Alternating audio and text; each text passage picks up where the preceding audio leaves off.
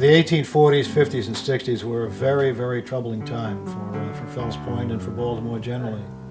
Maryland was a slave state, but Fells Point was also home to what may have been the largest free black community in the United States, outside of New York maybe. About half the African American folks in Baltimore and in Maryland generally were free. In Fells Point, you had a greater sense of equality because you had working people, and so you had blacks working alongside of whites. And I think this is one of the areas where it was more of a melting pot and where people really got to know each other despite their race, creed, or color.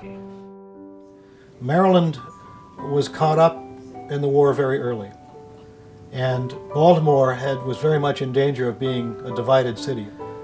It all calmed down eventually. Baltimore went under martial law. A number of the leading citizens of Baltimore who had Southern sympathies were imprisoned in Fort McHenry until things calmed down. But the Civil War was a very cruel time for Baltimore.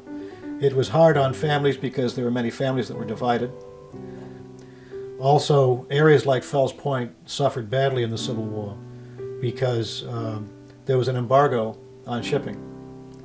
And many of the products that used to sail out of Jackson's Wharf and Brown's Wharf and the various wharfs that lined the Fells Point waterfront couldn't be shipped out of there.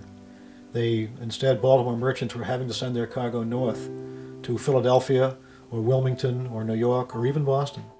Well, I think Baltimore went through what many other cities went through. I mean, in terms of your slave population, during the Civil War and previous to that, a lot of people don't understand, there was an emerging black intelligentsia or emerging black middle class, but the overwhelming majority of blacks were living in poverty, trying to find a way to survive. After the Civil War, there's a tremendous competition for jobs in Fells Point, particularly along the waterfront. The shipbuilding trade had been badly hit by the Civil War. The embargoes early in the Civil War had hurt Fells Point, and Fells Point, even with government contracts and the railroads and all coming through, Fells Point had never really recovered.